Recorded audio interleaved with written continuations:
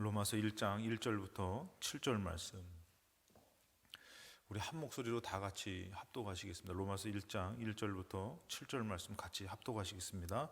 예수 그리스도의 종 바울은 사도로 부르심을 받아 하나님의 복음을 위하여 택정함을 입었으니, 이 복음은 하나님이 선지자들을 통하여 그의 아들에 관하여 성경에 미리 약속하신 것이라.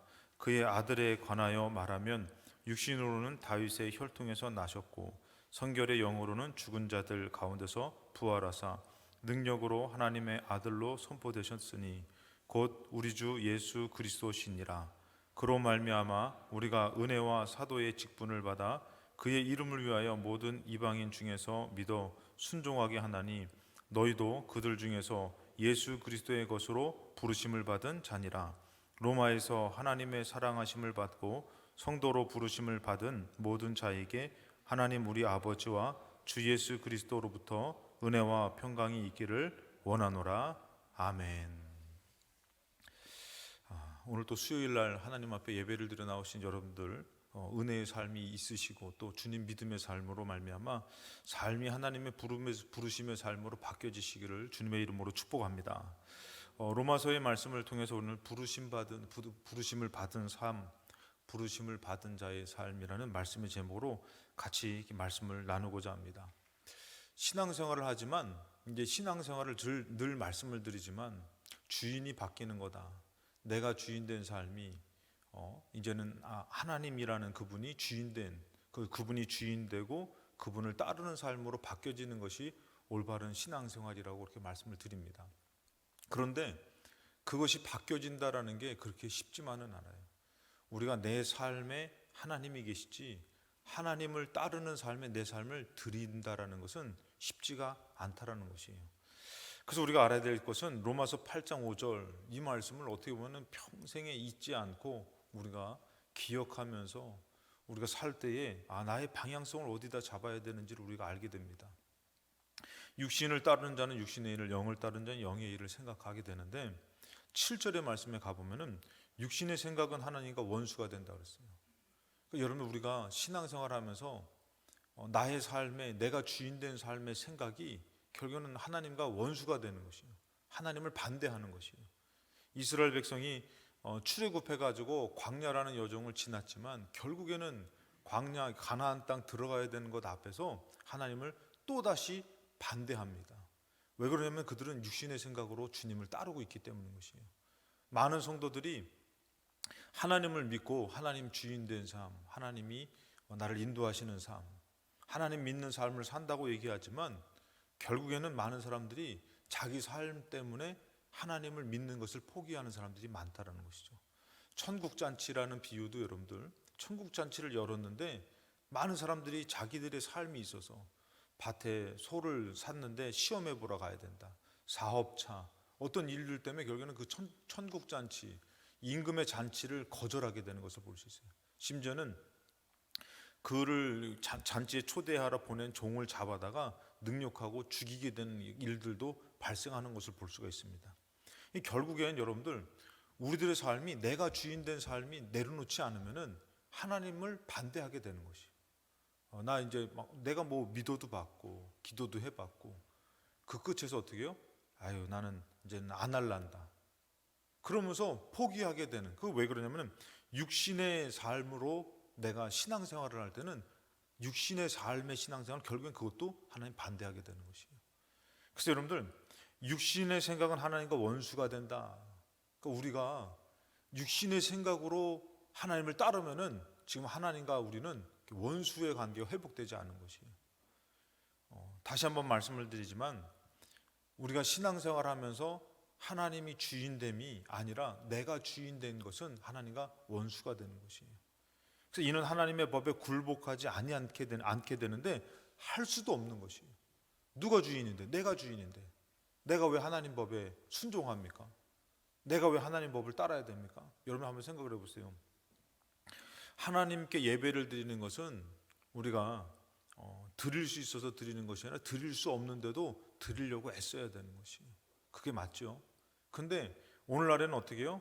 예배라는 것을 봐도 자기들의 삶이 있으면 예배는 순위가 2순위가 되는 것이에요. 1순위는 자기들의 삶이 자기들의 중요한 것이 그것이 더 1순위가 되는 것이죠. 그것처럼 육신의 생각은 내가 주인 되는 것이에요. 내가 우선순위가 되는 것이에요. 자, 제가 왜 이 말씀을 드렸냐면은 사도 바울이 그런 사람이었어요. 사도 바울이 어떤 사람 삶이 살았냐면은 이 사도 바울이 이제 자기의 간증을 합니다. 이제 공회 이제 심판대 앞에서 그 왕들에게 자기의 간증을 해요. 뭐라고 간증하냐면은 사도행전 22장에 나는 유대인으로 길리기아 다소에서 태어났고 이 성에서 자라 가말리아의 문화에서 우리 조상들의 율법을 엄한 교훈을 받았다. 뭐 여러분 이거 제가 몇 번 말씀드렸지만 가말리아 문화하면은 아주 이때 당시에 알아주는 그런 어떻게 보면은 정말 대단하신 분 밑에서 교육을 받은 사람. 그러니까 오늘 뭐 우리나라로 치면은 뭐 서울대학교라고 얘기하면은 뭐 다 알아주잖아요. 또 뭐 여기 또 서운하실 분도 있으니까 뭐 연세대학교 뭐 하여튼 뭐 이화여자대학교 뭐 다 하여튼 유명한 대학교 다 알아주잖아요. 근데 아주 최고로 치는 그분한테서 내가 공부를 했던 사람이다. 그러니까 다들 이 사람 대단한 사람이구나. 뭐 이 정도로. 근데 우리 조상들의 율법을 엄한 교훈을 받았고 오늘 너희 모든 사람처럼 하나님께 대하여 열심히 있었다.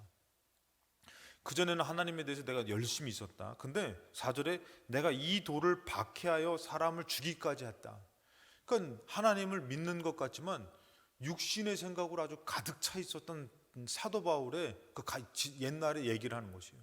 내가 하나님을 열심히 믿었지만 어떻게 해요? 박해했다.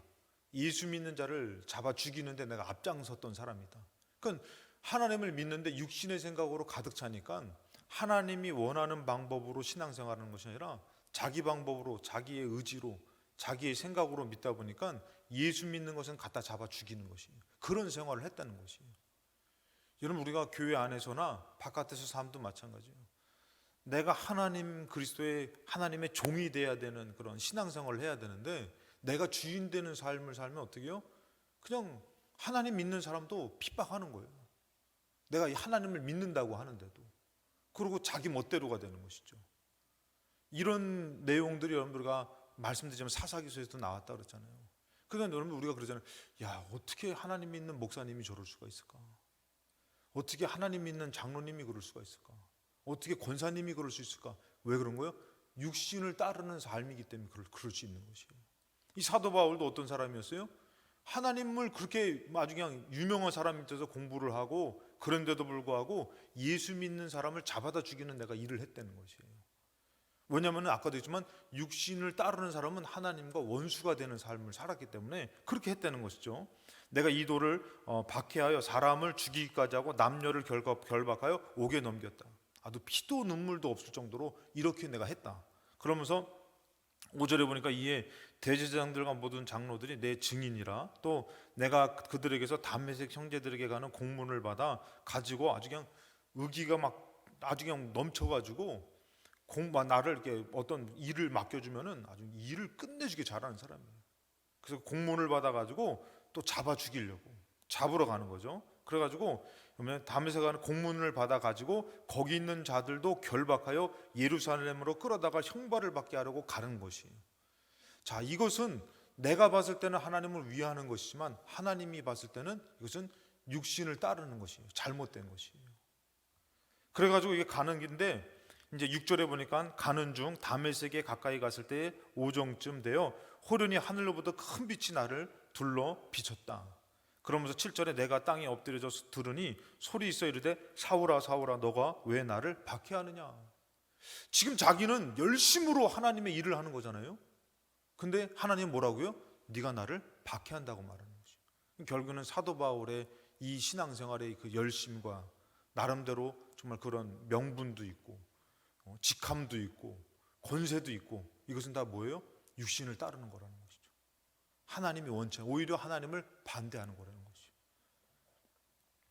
그 하나님께서 직접 얘기한 거예요. 너가 왜 나를 박해하느냐 이렇게 얘기해 버립니다. 그래서 8절에 내가 대답하되 주님 누구십니까? 하니 이르되 나는 너가 박해하는 나사렛 예수라. 여러분 우리 신앙생활도 육신의 생각으로 하는 것은 하나님을 아프게 해드리는 것이 하나님을 박해하는 것이 될 수 있어요. 그러니까 여러분들 우리는 이것을 하나님이 무엇을 원하는지 하나님의 종이 돼야지, 하나님을 따르는 사람이 돼야지, 내가 하나님을 끌어다가 쓰는 사람이 되면은 하나님을 박해하는 사람입니다. 자, 우리가 알아야 될 것은 여러분들, 육신으로 이렇게 우리가 신앙생활하는 것은 이렇게 엄청난 잘못된 결과를 낳게 된다는 것이에요. 그렇다면은 이제 이 사도 바울이 복음에 대해서, 진정한 말씀에 대해서 크게 깨닫고선 이가 바뀌어지는 삶을 사는데, 그럼 복음이 뭘까요, 여러분들? 복음은 복된 소식이죠. 식사 안 하신 분은 복음하면 볶음밥 생각하실 수도 있는데, 복음은 복된 소식이에요. 근데 단순히 그냥 복된 소식 수준이 아니라는 것이에요. 이것을 알아야 돼요. 로마서 1장 3절 오늘 말씀에 그의 아들에 관하여 말하면 육신으로는 다윗의 형통에 나셨고 성결의 영으로는 죽은 자들 가운데서 부활하사 능력으로 하나님의 아들로 선포되셨으니 곧 우리 주 예수 그리스도시니라. 자, 이 예수님에 대해서 육신으로는 이게 육신으로 태어난 것은 다윗의 혈통으로 태어나셨지만, 그렇지만 이 예수님은 하나님의 아들이라는 것이에요. 죽음에서 부활하신 하나님의 아들이라는 것이에요. 그러면서 여러분들 이것이 왜 중요하냐면은 우리가 믿는 하나님은 단순히 우리에게 복을 주시는 분, 그런 분으로 믿는다면 이거는 다른 귀신을 섬기고 우상 숭배하는 것 똑같은 것이에요. 오히려 그보다도 더 잘 믿는 사람 많아요. 근데 이 복음에 대해서 그 핵심이 뭐냐면은 이 천지 만물을 지으신 하나님의 아들을 믿는데, 그 아들이 이 땅에 오셨는데 육신으로는 다윗의 혈통으로 오셨다. 그렇지만 이분은 누구라고요? 이 성결의 영으로는 이분은 죽음에서도 부활하시는 하나님의 아들 예수 그리스도다. 그러니까 우리는 천지 만물을 지으신 하나님의 아들을 믿는 것이다. 그냥 어떻게 보면 육신의 몸으로 태어난 이런 어떤 사람을 믿는 것이 아니라 우리는 하나님의 아들을 믿는 것이다. 그러니까 이 복음이라는 것, 여러분들, 우리가 하나님 믿는 것은 세상의 그 어느 가치보다도 정말 귀한 가치라는 것이에요. 내 목숨을 버려서라도 어떻게 해요? 이 복음은 최고라는 것이에요. 그러니까 여러분들 그렇게 얘기를 하는데, 누가복음 16장에 보면 여러분들 우리가 부자와 거지 나사로에 대한 말씀이 있잖아요.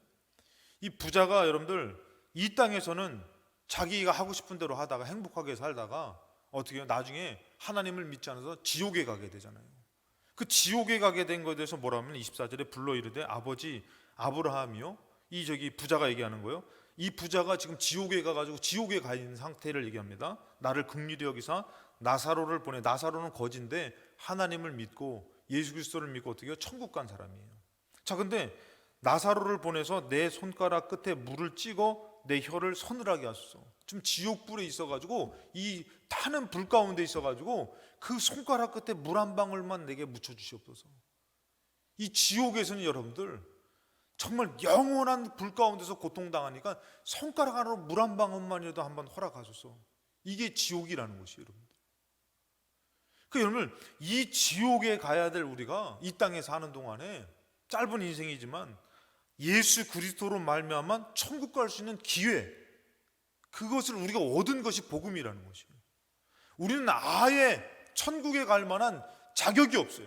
그런 존재가 아닌데 하나님이 우리를 사랑하셔가지고 예수님을 통해서 이 땅에 사는 동안에 우리가 이 죄된 것을 예수 그리스도를 믿는 믿음으로 용서함 받아서 영원히 지옥 가는 것이 아니라 천국 갈 수 있는 기회를 얻었다는 것이에요. 이게 복음이라는 것이에요, 여러분들. 그냥 암병에 걸린 사람이 당신 이제 살 수 있습니다. 고침받을 수 있습니다. 그래서 고침받아가지고 사는 게 이게 복음이 아니라 이거는 그렇게 살아도 언젠간 죽어요. 늙어 죽던 사고나 죽던 어떻게든 죽어요, 여러분들. 그게 복음이 아니라 당신 아들이 지금 이렇게 막 그냥 뭐 이렇게 정말 잘 됐습니다. 대박 났습니다. 뭐 좋은 대학을 갔습니다. 뭐 어떻게 뭐 사업이 잘 돼서 막 그냥 뭐 몇백억을 벌었습니다. 이게 복음이 아니라 영원히 지옥 가야 될 우리가 천국에 갈 수 있는 기회를 얻었습니다. 이 영생의 기회를 얻었습니다. 이게 복음이라는 것이에요. 이것은 여러분들 내 목숨과 비교해도 이거는 비교가 안 될 정도 너무 큰 것이에요. 왜? 영원한 건데, 여러분들. 영원한 지옥에 가야 될 존재가 영원한 천국에 갈 수 있는 기회를 얻은 것이 그게 복음이라는 것이에요, 여러분들. 그 여러분들 많은 예수 믿는 사람들은 천국을 위해서 목숨 버리는 것은 뭐 너무 쉬운 것이에요. 왜?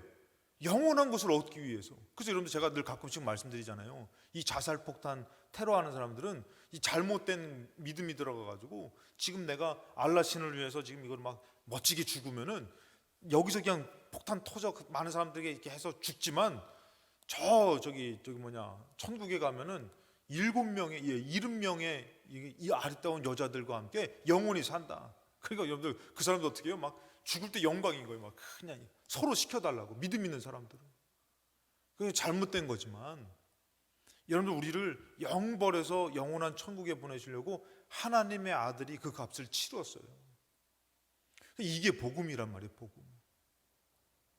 그래서 여러분들 이것에 대해서 로마서 6장 22절에 그러나 이제는 너희가 죄로부터 해방됐다. 우리는 절대 죄로 해방되지 못해요.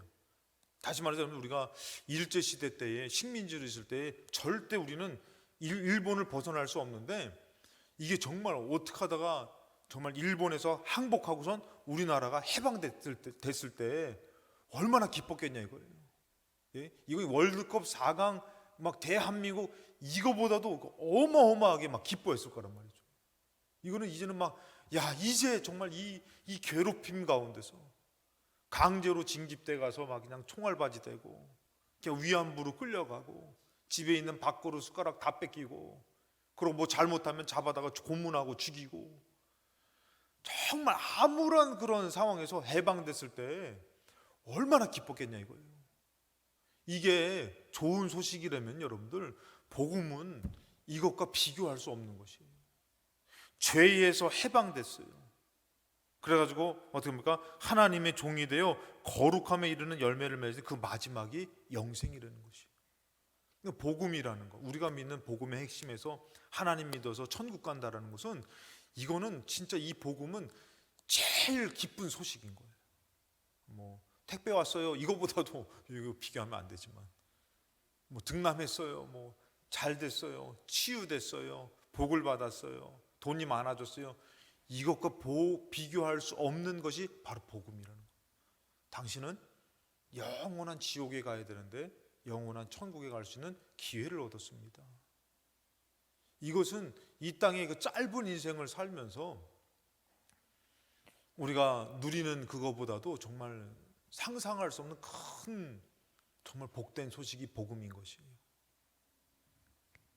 로마서 8장 1절도 그러므로 이제 그리스도 예수 안에 있는 자에게는 결코 정죄함이 없다. 이 예수 안에 있는 결코 정죄함이 없다. 이는 그리스도 예수 안에 있는 생명의 성령의 법이 예수 안에 우리를 살리는 그런 법이 있는 것이죠. 예수로 말미암아 우리 죄를 위해서 대신 죽었으니까 이 법이 죄와 사망의 법에서 너를 해방했다. 이거는 최고예요. 복음은 뭐 말할 수 없는 거 최고예요. 막 예를 들어서 여러분들 당신 얼마 있어요? 나 한 1조 정도 있어요. 전 재산. 그럼 1조하고 이 복음하고 바꿀래요? 하면은 당연히 바꿔야죠. 아멘 안 하실 거죠? 하여튼 간에. 예. 당연히 바꿔야죠. 왜? 이 복음은 영원한 가치인 거예요. 1조는 뭐 이 땅에서 잠깐 누릴 수 있는 거지만 이 복음과 천국은 영원한 가치가 있는 것이에요. 우리가 이것에 대한 확신한 믿음이 없으면은 돈 몇 푼 때문에 예수 팔아먹는 거예요. 자기들의 삶이 막 그냥 지금 뭐 중요하다고 하나님 믿는 것을 우습게 하는 것이에요. 왜요? 복음이 없는 사람, 진정한 믿음이 없는 사람, 영원한 가치가 없는 사람. 자, 그래서 여러분들 마태복음 보면 이 천국에 대한 비유가 나오죠. 마태복음 13장 44절에 천국은 마치 밭에 감추인 보화와 같다. 여러분 잘 알다시피 유대인들은 하도 전쟁이 많이 나니까 이 보물을 집에다 놓으면 뺏기니까 밭에다가 많이 숨겨놨다 그러더라고요. 근데 그 밭에다가 감추어 놨던 그 밭이죠. 그래서 이제 내가 그 밭에 가서 일을 하러 가가지고 일을 하다가 일을 하다가 뭐를 발견한 거예요? 보화를 발견한 거예요. 어떤 부자가 즉 급하게 피하다가 자기의 정말 귀한 보물들을 거기다가 파묻어 놓은 거예요. 근데 남의 밭에 가서 일해주다가 그걸 발견한 거예요.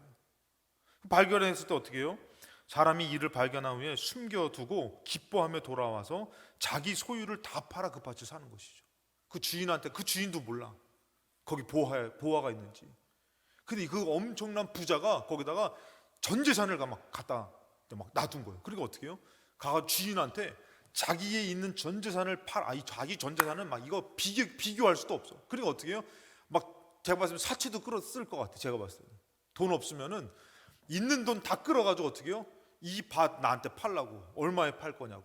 그랬을 때 밭 이거 한 10억 가는데 10억을 지금 막 10억이 문제예요. 그 안에 있는 보화는 어마어마하게 많은데. 그리고 어떻게 해요? 전 재산을 팔아서 그 밭 사는 것이 아깝지가 않은 것이. 이것이 뭐라고요? 천국은 마치라는 것이. 천국의 비유라는 것이. 오늘날의 믿음의 사람들이 이 천국에 대한 믿음을 확실히 갖지 못하니까 이 땅에서 육신을 따르다 보니까 천국의 가치를 그냥 우습게 하는 것이에요. 하나님 믿는 가치를 우습게 하는 것이에요. 이 밭을 사가지고 어떻게 다 팔아가지고 그 밭을 사도 남는 장사라 이거죠. 내가 엄청난 복을 받는 거라 이거죠. 이게 천국의 비유라는 것이에요. 그리고 이 45절에 또 천국은 마치 좋은 진주를 구하는 장사와 같은데 극히 값진 진주 하나를 발견하며 가서 자기의 소유를 다 팔아 그 진주를 산다. 그 진주는 값을 매길 수 없는, 근데 이 진주를 볼 수 있는 눈이 있어야 되잖아요, 여러분들. 웬만한 사람들은 모른다 그러잖아요. 그래서 예전에 한번 그런 게 TV 프로그램에서 그게 나오더라고요. 이 다이아몬드 원석이 요만한 게 있더라고요. 다이아몬드 원석이 요만한 게 있는데 그게 2천만 원이래요. 2천만 원을 이게 한번 누가 가져가나 해가지고 의자에다가, 사람들 많이 다니는 의자에다가 다이아몬드 원석하고 100원짜리 하나를 딱 얹어놓은 거예요. 사람들이, 애들도 다이아몬드 원석이 딱 보이는 데 있는데 보고선 안 건드려. 왜? 원석은 밉거든요. 생김새가 이쁘지, 아직 가공하지 않아서 이쁘지가 않거든요. 근데 그 조그만 게 2천만 원이라는 거예요. 그걸 갖다 놨는데 아무도 그거 안 가져가. 뭐 가져가요? 100원짜리 주워가. 그래서 막 100원짜리 주워가지고 막 좋다고 막 2천만 원짜리 있는데, 그저 방송하는 사람들이 가가지고 취지에 물어보는 거예요. 이거 뭔지 아시냐고? 모르는데요. 이게 다이아몬드 원석이로. 아 그래요? 아직도 몰라요. 아 그래요? 오, 이게 원석이구나. 근데 이게요 2천만 원짜리 했더니 아 그래요? 그때서야 놀라는 거예요.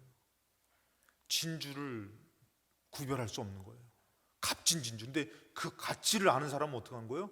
다 팔아가지고 그 진주 사는 것이. 복음의 가치가 그것이에요, 여러분들. 천국의 가치가 그것이에요. 피곤해도 사야 되고, 바빠도 사야 되고, 힘들어도 사야 되고. 그 복음의 가치가 없는 사람은 어떻게 해요? 아유, 네, 피곤해요, 바빠요, 힘들어요, 안 사요. 사도 바울은 육신을 쫓으면서 하나님이 진정으로 우리에게 주시는 복음의 가치를 몰랐던 것이에요. 하나님과 원수된 삶을 살았는데 이제 어떻게 해요? 진정한 이 복음의 가치를 알게 된 것이에요. 야, 우리가 믿는 거는 그냥 어떤 성인을 믿는 게 아니야. 우리가 믿는 분은 한 천지 만물을 지으신 그 하나님의 아들을 믿는 것이야. 야, 이분에 대해서 그러면서 이게 어떻게 해요? 만난 자로서, 믿는 자로서 고백하는 것이에요. 그러면서 여러분들, 이 사도 바울이 어떻게 삶이 바뀌어졌습니까? 내가 믿는 하나님이 아니라 나를 부르신 하나님, 나를 부르신 하나님을 이제는 믿게 되는 것이에요. 여러분, 우리 인생 가치도 마찬가지예요. 내가 살아가는 동안에 하나님을 믿는 것은 나의 필요로 하나님을 쓰는 거지만, 나를 부르신 하나님을 믿는 것은 나의 삶을 다 드려도 아깝지가 않은 것이에요.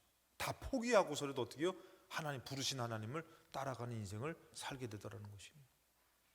그래서 사도 바울이 오늘 1절로 가서 이렇게 얘기합니다. 예수 그리스도의 종 바울은. 이 얘기를 하는 것을 사도 바울은 되게 자랑스럽게 여겨요. 예수 그리스도의 종 바울, 사도로 부르심을 받아 나를 불러주셨다. 오늘 이 예배도 마찬가지예요. 내가 주인 돼서 나온 거는 하나님의 가치가 없어요. 근데 오늘 하나님께서 나를 불러주셨다. 아, 너무 감사한 것이, 너무 기쁜 것이에요. 그 여러분들, 제가 가끔씩 말해요. 제가 믿음이 없을 때 보면은 주일날에 예배당 이렇게 막 오면 어때요? 막 오다 보면은 탁 등산 가는 사람들이 그냥 남산 올라가는데 아웃도어 다 맞춰 있고 지팡이 또 왜 있는지 몰라. 지팡이 짚고 남산 가는데 뭐 그러고 가면은 아, 저 사람 참 부럽다. 걸릴 게 없는 거예요. 주일날 돼도 늦잠을 자도 안 걸리고 놀러 가도 안 걸리고. 주일날에 친구들이 영화 보러 간대요. 야, 부럽다. 나는 교회 안 가면은 매 맞는데. 그러면서 오히려 세상에 가치를 두는 사람들이 막 부러운 것이요. 야, 등산도 가고 놀러도 가고 그냥 가족들과 함께 재미있게도 보내고. 근데 이 복음의 가치를 알게 됐을 때 어떤 거예요? 그들이 불쌍한 거예요. 그들이 불쌍한 거예요. 아이고, 저것들 아무것도 모르는 것들, 그거 지금 그렇게 즐겨봤자 당신들은 지옥을 피하지 못해. 천국을 예배하신 하나님이 나를 불렀어. 그리고 어떻게 해요? 예배의 가치가 틀린 거지. 사도 바울의 인생의 가치가 내가 뭐 이렇게 살다가 이제는 하나님 앞에 내가 하나님을 핍박했구나. 근데 하나님이 나를 불러주셨어요. 어때요, 여러분들? 죽음을 불사하고 주를 위해 사는 것이 하나도 아깝지가 않은 것이. 정말 모든 것을 하나님이 나를 불렀는데, 여러분들 종이 여봐라 그냥 아무도 없느냐? 종이 여러분들 피곤해 죽겠는데 왜 부르고 난리야. 그래요? 그러다가 걸리면 어떻게 해요? 큰일 나지. 종은 주인의 부름에 맞춰 나가야 되잖아요. 근데 이 천지 만물을 지으시고 나를 사랑해서 영원한 천국을 주신 하나님이 나를 불러주시는데, 사도 바울은 이게 뭐예요? 세상의 그 어떤 직업보다도 그 어떤 가치보다도 너무 이거는 감당할 수 없는 은혜인 것이에요. 그래서 사도 바울은 항상 예수 그리스도의 종 바울은 사도로 부르심을 받아 나도 불러주셨다. 나도 사도로 불러주셨다. 그 전에 있었던 것들 다 배설물로 여기면서 어떻게 해요? 나를 불러주신 하나님 앞에 너무 감사한 것이에요. 그 영원한 가치를 주시는 그 영원한 생명 모든 것을 지우고 우리 인간을 사랑해서 아들을 죽이면서까지 사랑하신 하나님이 나를 불러주셨다. 그래서 그분의 사도 바울은 어떻게 해요? 내가 그분의 종되고 사도로 부름받은 것이 최고의 영광인 것이에요. 제가 그래서 그랬잖아요. 비바람이 갈 길을 막아도 나는 가리, 주의 길을 가리. 제가 가끔씩 간증하잖아요. 이 길은 고난의 길. 참 주의 종의 길이 쉽지 않아요. 좋아 보이면 여러분 다 주의 종 해보시기 바랍니다. 참 쉽지가 않아요. 근데 이 하나님이 나를 불러주셨다, 이거를 알게 됐을 때는 어떻게 되는 거예요? 이 길은 영광의 길. 이 길은 영광의 길인 거예요, 여러분들. 이 하나님에 대한 부름이 없어버리면 어떻게 되는 것이에요? 내가 어쩌다 걸려가지고 이제 애굽 피해가지고 참 저기 이제 미디안 광야에서 양 치면서 나를 따르라 그 목자의 음성을 듣고 양을 치면서 있는데 갑자기 떨기나무에서 불이 타붙었는데 부르는 거예요. 모세야 모세야. 갔어요. 신기해서 갔더니 신발을 벗으래요. 그럼 하나님이 그걸 부르고서 너를 애굽으로 가라는 거예요. 왜 이제 좀 여기 살만한데 또 왜 거기를 가라 그러는 거예요. 참 못해 먹을 짓이다. 보낼 만한 자를 보내소서. 근데 여러분들, 그 하나님, 천지 만물을 지으신 하나님, 나에게 생명을 주신 하나님, 그 영광을 깨닫는 사람, 정말 이 성전에 나와 이 하나님 앞에 예배를 드리다가 어떻게 해요? 영적인 눈이 딱 떠졌을 때에 누가 나를 위해서 갈고, 이사야가 손드는 거예요. 저요 나를 보내소서. 왜? 하나님의 부름에 내가 선택된다면 이거는 가문의 영광이 아니라 영원한 영광인 거예요. 값으로 매길 수 없는 영광인 것이에요. 여러분들, 이런 부름의 예배가 우리에게 주어졌는데 많은 사람들이 얼마나 이 하나님의 부름의 예배를 거절하고 삽니까? 근데 이 사도 바울은 이제는 어떤 거예요? 그 하나님이 나를 불러주셨다. 나는 그리스도의 종된 나는 사도야. 이것을 최고로 자랑스럽게 여기는 것이에요. 그리고 매를 맞으면서도 어떻게 해요? 난 하나님이 날 불러주셨어. 금식을 밥도 못 먹고 배가 고프고 힘든데도 뭐예요? 하나님이 나를 사랑하시오. 그거 하나면은 다 해결되는 게 사도 바울의 삶이었던 것이. 근데 그것이 없어버리면 어떻게 해요? 못 해먹겠어요. 힘들어요. 억울해요. 왜 나를 부르셨어요? 다른 사람을 부르시지. 이 부르심이 없어버리면은 하나님의 부르신 가치, 사도의 가치, 성도의 가치가 세상보다도 못하죠, 여러분들. 세상에서는 그래도 좀 뭐래도 입지가 있지, 나오는 거라도 있지. 근데 교회에서는 뭐예요? 오히려 내 돈 내고 내가 헌신하고 내가 욕 먹어야 돼.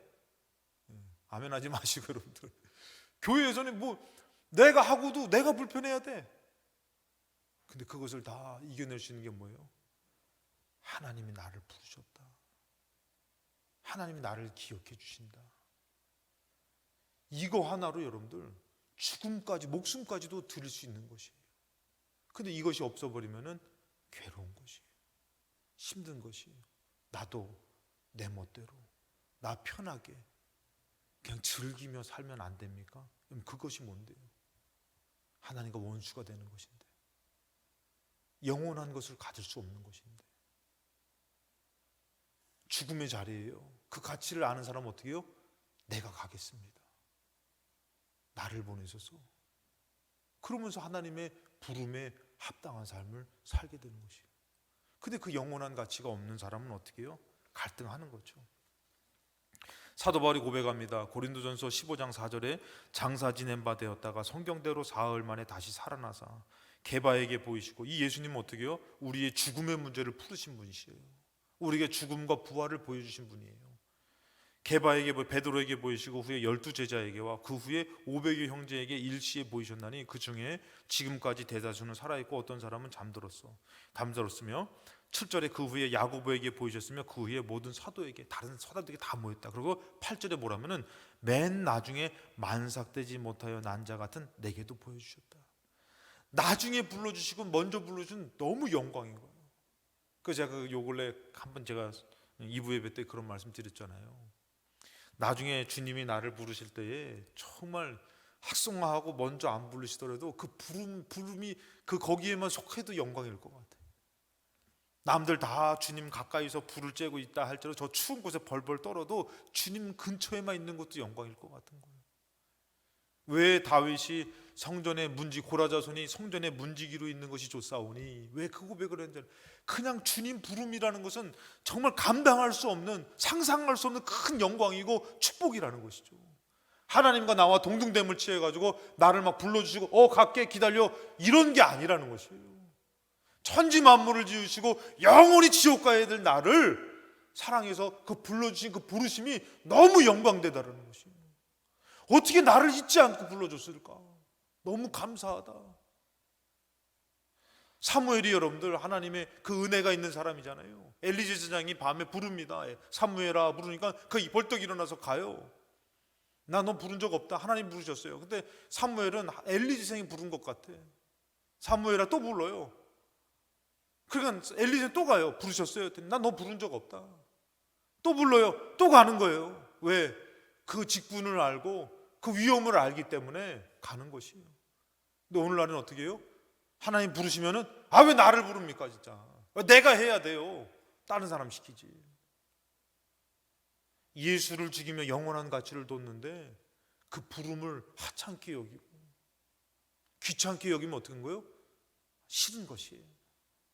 그냥 그런 생각 안 해보셨어요? 여러분, 저는 그런 생각 해봤는데, 그냥 큰 교회에 저 기둥 있잖아요. 꼭 기둥이 있어야 돼. 저 큰 교회 기둥 뒤에서 조용히 신앙생활 했으면 좋겠다. 그런 생각 안 해보셨어요? 그것은 하나님 부르신 거 아니에요. 내가 주인 된 것이고 하나님과 원수 되는 것이지만, 하나님 부르는 장소는 때로는 죽는 자리일 수 있어요. 고난의 자리일 수 있어요. 핍박의 자리일 수 있어요. 근데 그 영원한 가치를 두고 나를 불렀기 때문에 하나님 부른 그 영광에 비해서는 그것은 정말 아무것도 아니고, 부름 그 자체가 너무 감사한 것이에요. 여러분들, 하나님 부르신 예배의 가치, 부르신 삶의 가치가 바뀌어지시기 바랍니다. 내 삶에 하나님 밑에 계신 것이 아니라 하나님 부르신 것에 내 삶을 바치는 것이에요. 다 드려도 아깝지 않게 사는 것이에요. 근데 우리는 어떻게 해요? 내 삶에 하나님 잠깐 필요하고 내가 필요 없으면 가차 없이 버려버리고, 그것은 하나님과 원수가 되는 것이에요. 그 사도 바울은 뭐라 하면은 만삭되지 못한 나 같은 내게도 이제 보이셨다. 그리고 구절에 이렇게 하는 거 막 가슴이 막 뛸 것 같아. 이 사도 바울이 나는 사도 중에 가장 작은 자라. 나는 교회 하나님의 교회를 박해하였으므로 나는 그럴 만도 해요. 왜? 교회 밖에 있으니까 사도라 칭함받기도 감당하지 못한다. 10절에 그러나 내가 나 된 것은 하나님의 은혜로 된 것이다. 나 그런 놈이었지만 나 하나님의 은혜로 나 부름 받았어. 하나님의 은혜로 내가 된 거야. 그러면서 내게 주신 그의 은혜가 헛되지 아니하여 내가 모든 사도보다 더 많이 수고하였으나 내가 한 것이 아니요 오직 나와 함께 하신 하나님의 은혜다. 나는 그 은혜를 알기 때문에 더 많이 수고해도 아깝지가 않아. 하나님의 은혜야. 그러면서 11절에 그러므로 나나 그들이나 이같이 전파함에 너희도 이같이 믿었느니라. 너나 나나 똑같다는 것이. 여러분들 처녀가 잉태하여 아들 낳으리니 그 이름을 예수라 하라. 임마누엘 예수라 하라.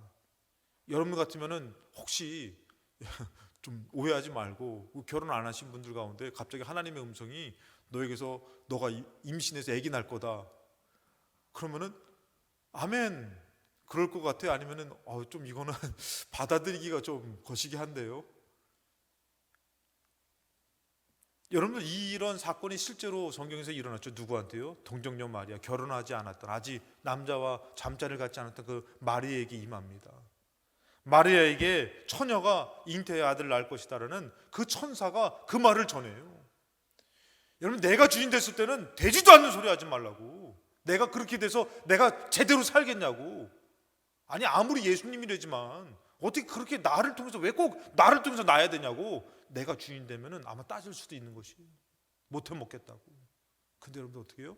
그분은 누구예요? 하나님의 아들인 것이에요. 하나님의 아들이 나를 통해서 상상이나 되십니까? 이거는 상상할 수 없는 거예요. 하나님의 아들이 나를 통해서 태어나는 거예요?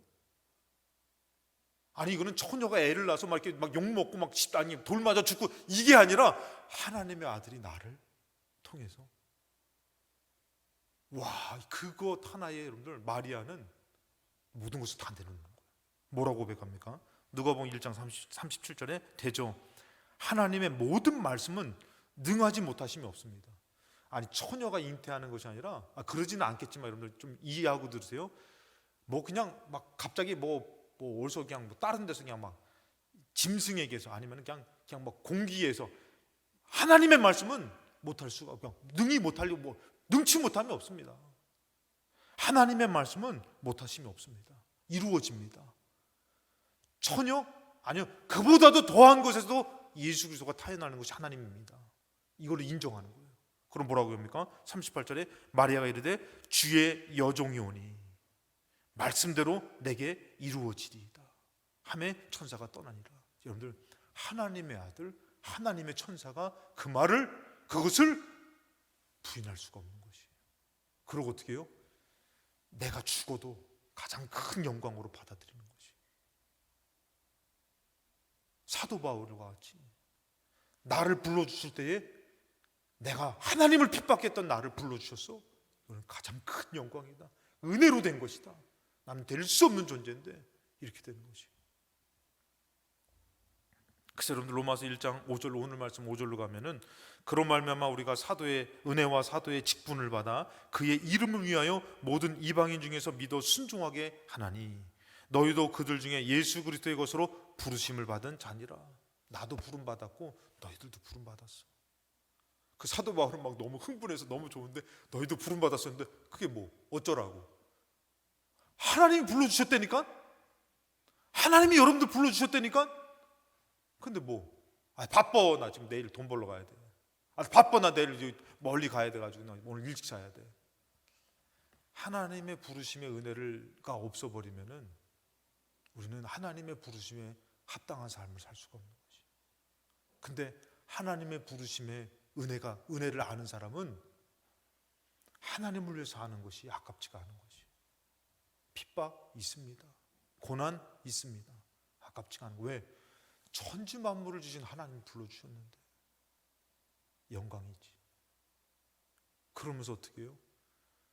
주님 나를 불러주신 것을 최고의 영광으로 사는 것입니다. 이것이 없어버린 성도는 세상같이 하나님과 원수가 되고, 그래서 사도 바울이 얘기합니다. 7절에 로마에서 하나님의 사랑하심을 받고 성도로 부르심을 받은 모든 자에게 하나님 우리 아버지와 주 예수 그리스도로부터 은혜와 평강이 있기를 원하노라. 너희들은 하나님 앞에 부른 성도야. 우습게 살지 마. 너 이것을 가치 없게 보지 마. 그 여러분들 바뀌어진다 그랬잖아요. 예전에 공부하는 학생이 야, 너 공부 잘해서 뭐 할 거야? 아, 좋은 대학교 가야죠. 나 좋은 데 취직해가지고 막 돈 벌어가지고 이쁜 여자 만나가지고 막 그냥 가정 꾸려가지고 잘 살아야죠. 공부하는 게 그거예요. 근데 하나님의 은혜를 깨달은 것이에요. 영원한 가치를 깨달은 것이에요. 그 사람이 뭐라 합니까? 너 공부해서 뭐 할 거야? 하나님을 쓰임 받고 싶어요. 너 돈 벌어서 뭐 할 거야? 나 하나님 앞에 좀 쓰임 받고 싶어요. 왜? 영원한 가치가 있으니까 주를 위해서 쓰는 게 아깝지가 않은 것이. 근데 그 가치가 없으면 어떻게 해요? 벌벌벌벌 떠는 거지. 벌벌벌 떠는 거지. 제가 말씀드렸잖아요. 주머니에 10,000원짜리하고 5,000원짜리가 있어가지고 헌금하려고 이 10,000원짜리는 쓸 일이 있는 거예요. 5,000원 하려고 5,000원 뭐 이것도 하는 거 뭐 아깝지 않지 하고서 5,000원을 하려고 꺼내는데도 마음이 찔리는 것이. 좀 더 드렸으면 얼마나 좋을까. 근데 오히려 그 가치가 없는 사람은 실제로요, 잘못해서 10,000원짜리 드린다고 그랬는데 100,000원짜리 슈퍼가 들어갔다는 거예요. 끝나고선 재정부실에 가가지고 얘기를 했다는 거예요. 내가 잘못해서 10,000원짜리 드린다는데 100,000원짜리 슈퍼가 들어갔으니 거슬려 주세요. 그러니까 재정부장이 그랬대요. 살다 내가 헌금 낸 거 거슬러 내려온 분은 처음 만나본다고. 그것이 은혜라고 여겼으면 얼마나 좋았을까요?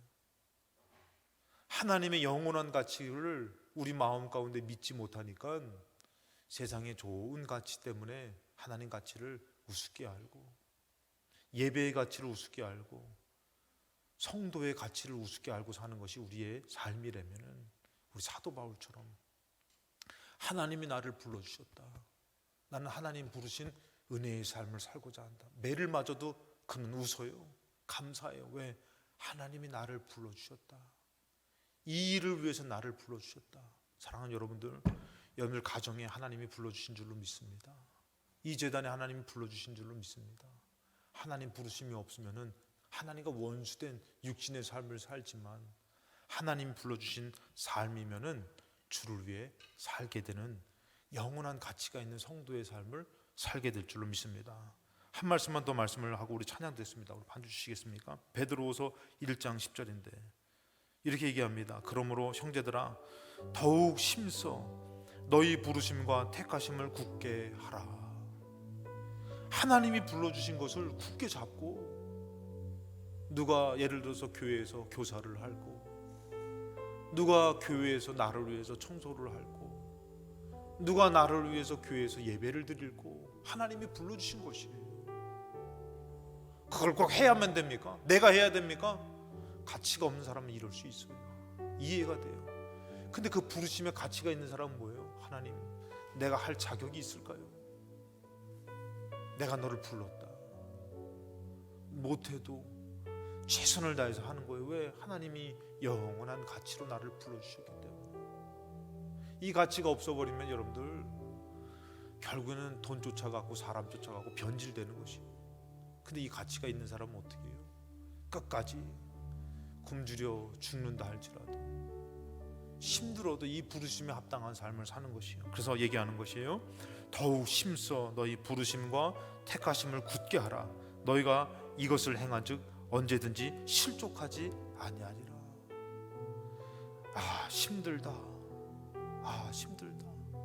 근데 머릿속에서 스쳐가는 것은 예수님이 나 위해서 십자가를 지러 와서 못 박혀 죽으신 건 얼마나 고통스러우셨을까.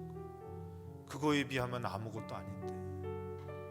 11절에 이같이 하면 우리 주 곧 구주 예수 그리스도의 영원한 나라에 들어감을 넉넉히 너희에게 주시리라.